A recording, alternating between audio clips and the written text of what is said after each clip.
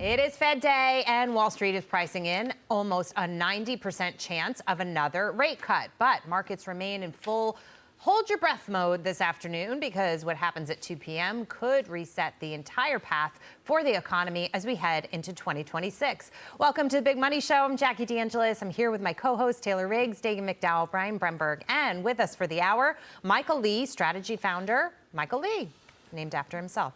All right. The Federal Reserve is deeply divided. Some members want easier policy to support a cooling labor market, while others warn too many cuts risk reigniting that pesky problem of inflation. And today's reaction, well, it matters politically. Borrowing costs, mortgages, credit cards, car loans, they're squeezing families. Interest rates could have become the centerpiece of the White House's new economic pitch. I have no higher priority than making America affordable again. That's what we're going to do. And again, they caused the high prices and we're bringing them down. It's a simple message. They gave you high prices. They gave you the highest inflation in history. And we're bringing those prices down rapidly. Lower prices, bigger paychecks. You're getting lower prices, bigger paychecks. We're getting inflation. We're crushing it. And you're getting much higher wages. Okay, and it hasn't been perfect, but the president isn't wrong when he makes those assertions. Prices have come down. Inflation is nothing like it was under Joe Biden. Some of this affordability that people are feeling is still those prices that never essentially came down because of Biden's 9.1% inflation. So we're headed in the right direction, but we're thinking about the Fed today. 25 basis point cut seems to be baked into this cake. Good, bad, Mike? Expectations? Is it really all about what they say moving forward? So I'm like wildly perplexed why the market is looking into forward statements from Jerome Powell, because they don't matter, right? And if you look at where expectations are, we are going, like, you're not really above a 50% chance for a rate cut until June, right? Which is, Jerome Powell's last day is May 15th. We're going to have a new Fed chair. That new Fed chair is probably going to cut rates off the bat. How much? It remains to be seen, but the next 25 basis points is not predicted more than 50% as of this moment until the middle of next year. Okay, so that takes away my agita or my angst about whatever Powell's going to say in this. Okay, we haven't gotten a lot of government data, and I would say with shutdowns like this and the problems with the government collecting the data, repurposing it, it's about as reliable as gas station sushi, especially from the employment numbers. So you looked at true inflation. And true inflation saying we're about 2.5% is the inflation rate right now, which I think jives, right? I think maybe you could say it's as low as 2.3, as high as 2.7, 2.8. But we're right in there, and the question becomes, okay, from here we're going to get to 3.5%, so we're roughly 100 basis points restricted. Okay. How restrictive do we want to be? How restrictive do we need to be to get inflation under control? And by the time there is a new Fed chair, 6 months from now, what does that look like? And a lot can change in 6 months, especially with all the different policy things that are going on around us, although government spending has not come down one iota. So. All right. I agree with all that. The only one thing that I would say is, while some may not care about Jerome Powell, I mean, to me, I agree with you. I think he's a lame duck. The markets do seem to care. They want their rate cut. I don't think the market thinks it's going to get the 50 basis points, certainly. But if it didn't get a rate cut today, I would expect to see a little bit of a tantrum because markets do want to see rates come down. Easy money. I listed all of those things that it will help with the consumer, but it also will help corporations finance debt and take on new projects. That's part of the AI story, Brian. Would you eat sushi from Buc-ee's, though? Definitely. Oh, well, I've never been to See, Buc-ee's. I think that's the gas station sushi exception. I would eat Buc-ee's sushi. But I take your point, Michael Lee. Can the Fed just cut rates and then we can just stop thinking about Fed decisions for like 6 months? Is that what you're saying? Because I would like that. I would very much like a 25 basis point cut today because everybody thinks it's going to happen and we don't want a tantrum. And then I want to stop talking about Fed rate cuts for 5 months because I want to see what happens to inflation. I think inflation is coming. It's come down, but it's not licked. And I would love when a new Fed chair comes in May, I would like that Fed chair to have a little bit more data on what's happened with inflation. And if it's a good news story, then I don't think he's going to have to work so hard to get the rest of the people on board to do a rate cut. Right. That's what I want to see because because I think the bigger story is what President Trump said in his talk last night in PA. I hope that every day he wakes up and he looks at whoever's in the room with him and says, are prices lower and our paychecks bigger? And if not, what are we doing today to make that happen? I think he's asking those questions, but I saved this particular soundbite from his conversation in Pennsylvania last night for Dagan. Can we roll it? Okay. Too late is too late, pal. Jerome, too late. He's too late with his interest rates for a reason. He's a bad guy. He's not a smart guy, but he's a bad guy. Too late. Is he going to lower rates a little bit finally? Did you see where Jamie Dimon, respected guy, said, you got to get the rates down, you schmuck? You know? Thoughts? I would say that to Jamie Dimon. I know you would.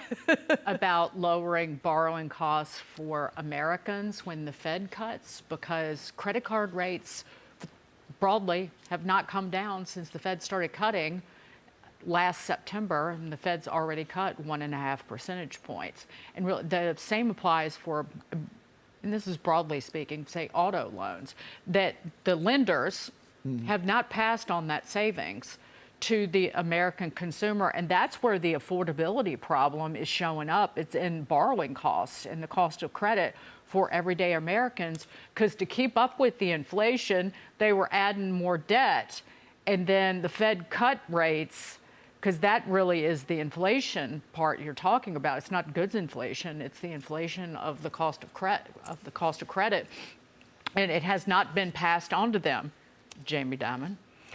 We'll see how that translates. A few things, and we're going to be talking about this as the show moves on.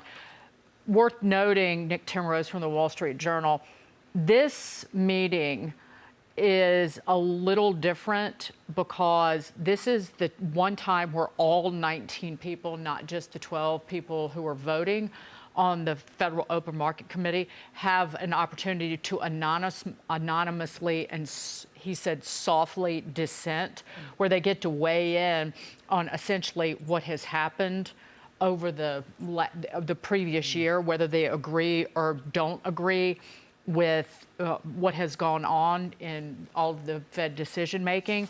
And looking at longer term interest rates, when I looked at them this morning, they pulled back a little bit, but 4.2 was where the 10-year has was earlier today. But longer term interest rates have gone up since the Fed started cutting rates last September. So they're 4.17 at the moment. And the yield curve continues to steepen. Usually, longer-term interest rates throughout history will fall as the Fed begins to cut. And in this instance, it has not happened.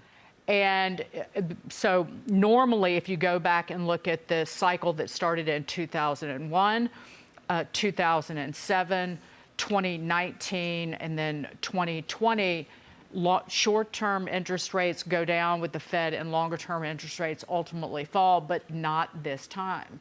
Why is it? Probably, well, because inflation is still around and the federal government is out of control in terms of borrowing. And I just point to the bailout, the $12 billion bailout for the farmers. We borrowed that money. Yeah. So I would say that when you're looking at the slope of the yield curve, the difference between short-term and long-term interest rates, two components, inflation and growth. Okay, this is the first time we're looking at a year where you realistically could have 4% GDP growth next year. Okay, that's not coming out of a massive recession. All these other rate cutting cycles have been into economic deceleration. So there's been a flight to quality. So in that flight to quality, you want as much duration or as much interest rate sensitivity as possible. That's not the case right now. And I don't know that for consumer borrowing rates, that long-term rates need to go down. I think you need more bank balance sheet availability. Banks have been stressed since Silicon Valley Bank, right? It's been a knock-on effect. There was a big problem in the repo market, which I thought caused the sell-off in these risk assets and Bitcoin that we had going into this government shutdown. You know, the Treasury general account went from $600 billion to $1.1 trillion. So if the Fed bought $500 billion worth of bonds in a 6-week period, that would boost stocks. Okay, works the other way. And so I think as short-term rates coming down, you're going to increase net interest margins. Okay, and you're going to see more bank balance sheet availability. With more bank balance sheet availability, there's more room for asset-backed loans, autos, and credit cards. It should push these rates down. We'll see if that ends up happening. This has been going on since last September. They have not passed on the lower borrowing cost to consumers. Yeah, but you still have a stressed repo market, and if we move like by this, there's definitely a lag to that for various reasons. But if the short-term rates a year from now are 275, okay, you're going to see a lot more bank balance sheet availability. And the other aspect of that we've had the entire time until literally 10 days ago was the Fed balance sheet runoff. Right. So on December 1st, you went from quantitative tightening to quantitative easing, and that's going to pick up over the next year, which I think will create more bank balance sheet availability. And if there's not enough shelf space, so that, my barometer for this, you look at the 30-year mortgage, the spread between the 30-year and the 10-year treasury should be 175 basis points. It's been as high as 300. Okay, right now we're tracking at 250, so there's an extra 75 basis points in there. So the 10-year treasury doesn't really need to move that much for 30-year fixed rates to come down substantially. And so I think that's what will happen. I hope that's what will happen. I'm talking about credit card rates. Credit card rates haven't. I disagree.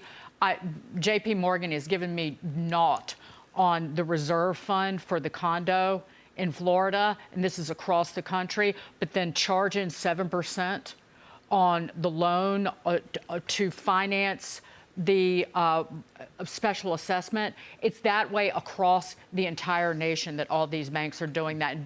They cannot blame the Federal Reserve and the way that they've been managing the balance sheet for that. That's their business, is to screw consumers. I want to talk a little bit about the consumer and the economy, right? Because I was thinking about how are we in this moment when we're looking at 3.5% GDP, the economy feels like it's booming, but the affordability issue, people on the ground aren't feeling it. How can I square those two? I finally come bearing gifts on this near Christmas morning. Chart. Jackie, a chart of the day. This, I think, helps explain to me why this is the tale of two economies. 67% of GDP is AI spending on data centers. Mm-hmm. The rest of it is stuff like you and me. So I think that is where that disconnect is coming and why the Fed is thinking we need to cut.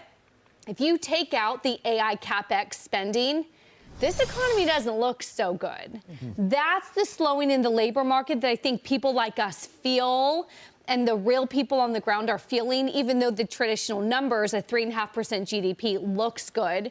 It's being fueled by the AI CapEx tech spending, most of it. So I think that is maybe in part why the Fed is looking at this. Underneath the headline numbers, there's something softer going on.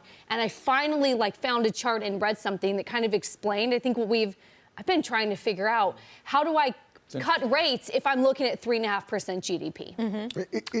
It's been this case for years, that if you're not if you don't have a lot of financial assets, so if you look at the stock market in 2023, S&P 500, the S&P 493 is flat. The broad market index was up like 15%, right? I might be off with the memory, it's not as what it used to be, but the story has been AI. And the rest of the economy has been slugging along, right? We're not contracting, not really growing that much. And so if you don't have a nice stock market portfolio, you don't own a lot of real estate, this is not a good economy for you. Yes, some relief is on the way with the withholding tables for no tax and tips. Yeah. So, and then also the immediate depreciation, but it takes time for that stuff to kick in and for that multiplier effect to happen. Yeah, we've been saying that. And also historically, we've seen cycles like this before where there's a technology that emerges and then becomes a driver of the growth going forward.